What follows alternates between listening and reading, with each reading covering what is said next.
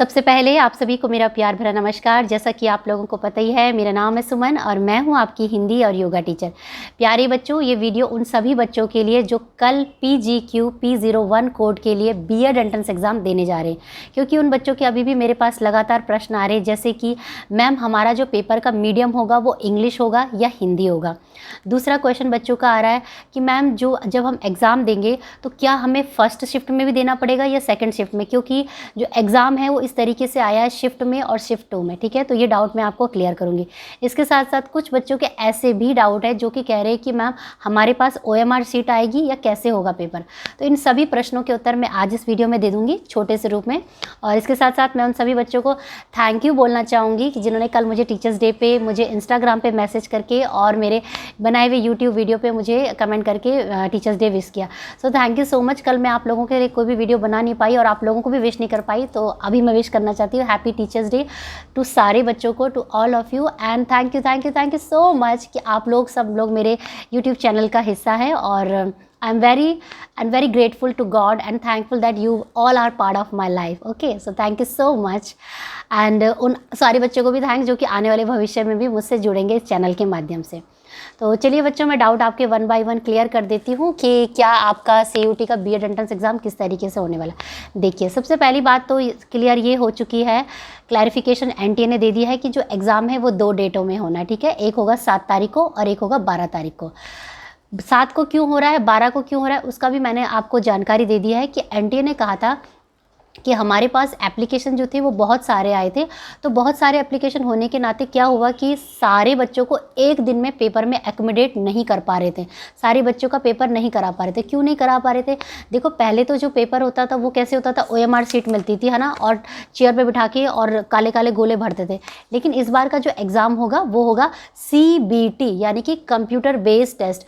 आपके सामने कंप्यूटर होगा और आपको वहीं पर बैठ के अपने एग्ज़ाम को अटेंड करना पड़ेगा। तो जिस तरीके से हम कंप्यूटर चलाते हैं ना, यस नो, इस तरीके से हमारे पास ऑप्शन आएंगे, लेकिन जो उसका प्रोसेस होगा वो सेम ही होगा कि मतलब एक क्वेश्चन होगा और उसके 4 विकल्प आपको दिए जाएंगे। तो जो सही विकल्प होगा, OMR सीट में तो हम काले गोले भर देते थे, लेकिन उसमें क्या होगा, हमें 4 गोले नहीं भरने बल्कि उससे कंप्यूटर से माउस से क्लिक करना है। ठीक है, तो इस तरीके से आपने पेपर को सॉल्व करना है।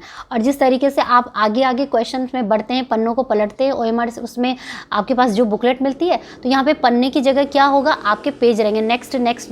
तो इस तरीके से एरो का साइन बन के आएगा आपके सामने और आपने आगे आगे बढ़ते रहना हर नेक्स्ट क्वेश्चन में। ठीक है, तो इस तरीके से आपने पेपर को अटेंड करना। तो ये तो हो गई आपकी पहली बात।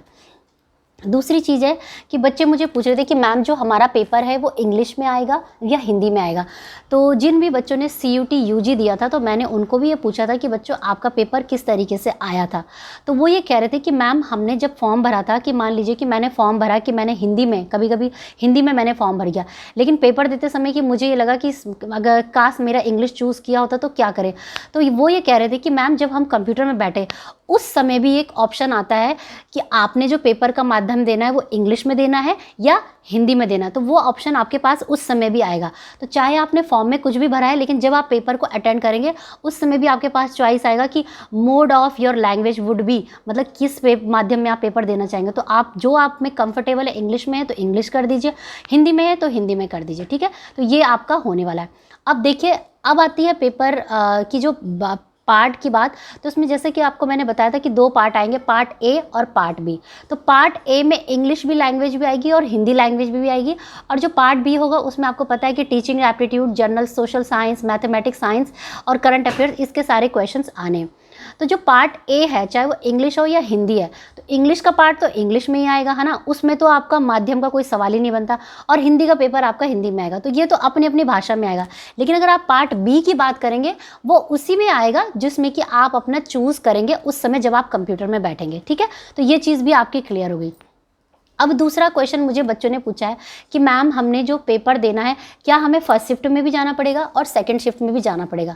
तो भाई साधारण सी बात है बच्चों, 100 क्वेश्चन को सॉल्व करने के लिए, क्योंकि आपके पास केवल 100 क्वेश्चन आने, 100 क्वेश्चन को सॉल्व करने के लिए आपको क्यों शाम तक बैठा के रहेंगे NTA वाले? वो कोई बेवकूफ़ थोड़े ना है ना।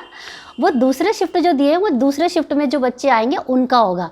भाई आपने पहले ही शिफ्ट में अपने क्वेश्चन 100 क्वेश्चन अटैम्प्ट करके आ जाने।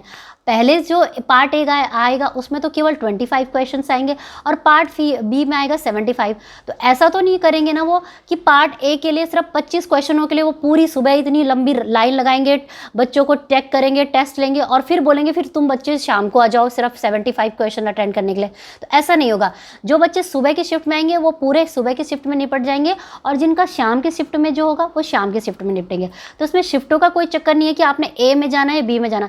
जिसका एडमिट कार्ड में जो शिफ्ट लिखा है आपके उसी शिफ्ट के हिसाब से आपको पेपर अटेंड करना है, ठीक है। तो ये बात भी क्लियर हो गई है कि हमने अपनी शिफ्टों के हिसाब से जाना है और पेपर में केवल 100 क्वेश्चन है तो ऐसा तो नहीं करेंगे ना कि वो 50 इस फर्स्ट शिफ्ट में करेंगे 50। अब देखो शिफ्ट भी मत समझो, आप ये सोचो कि जब दोबारा से उन बच्चों को अंदर बुलाएंगे उतनी बार उनका चेकिंग होगी, उतनी बार तो वो उनका टाइम कंज्यूमिंग होगा। तो एक ही बार में सब निपट जाएंगे, चाहे वो शिफ्ट ए वाले एक बार में निपटेंगे, शिफ्ट बी वाले दूसरी बार में निपटेंगे, ठीक है। तीसरा क्वेश्चन आया बच्चों का कि मैम इसका जो पेपर होगा वो कैसे होगा। तो इसका पेपर होगा सीबीटी, मैंने बता दिया, कंप्यूटर होगा, कंप्यूटर में बैठेंगे आप और वहीं पे आपको अपने पेपर को सॉल्व किया जाएगा। ओएमआर शीट कुछ नहीं मिलेगी, घर के लिए कुछ नहीं मिलेगा और साथ में आप चाहे तो वो पेपर घर से ब्लैंक पेपर वगैरह कुछ भी नहीं लेके जाने देते, सब वो वहीं पे आपको जो चाहिए वो देते हैं। हाँ, पेन इत्यादि वगैरह लेके जा सकते हैं, आधार कार्ड लेके जा सकते हैं, पानी की बोतल लेके जा सकते हैं, वो भी जो भी ट्रांसपेरेंट हो, ठीक है। इसके साथ साथ जैसे कि अगर आपने पाउचेस वगैरह ले जाने जिसमें कि आपने पेन वगैरह, पेन तो खैर ले जाने नहीं देते लेकिन फिर भी अगर किसी बच्चे को चाहिए होती है तो उसमें आपका जो ट्रांसपेरेंट पाउच होता है वो लेके जाना होता है। और सबसे इंपॉर्टेंट कार्ड कि आपका जो आइडेंटिटी प्रूफ है वो लेके जाइए, आधार कार्ड हो गया या दो आइडेंटिटी प्रूफ कोई भी आप लेके जा सकते हैं, ठीक है।